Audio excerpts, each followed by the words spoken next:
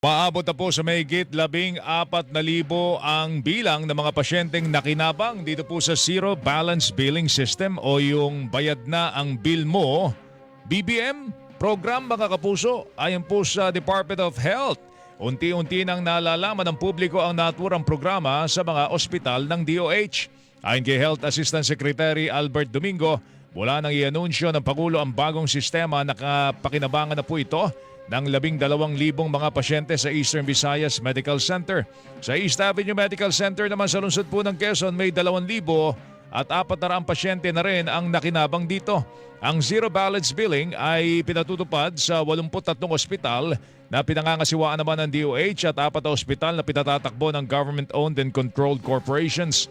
Samantala, sinabi naman ni Pangulong Bongbong Marcos na gumugulong ng maayos ang zero balance billing system sa lahat ng ospital ng DOH. So I'm happy to be able to report that the zero billing program is proceeding well. Siyempre, sa umpisa, we have to information drive, hindi lamang sa mga ospital, kung hindi pati sa pasyente. And I think we are succeeding in that. Ang tinig po ni Pangulong Bongbong Marcos.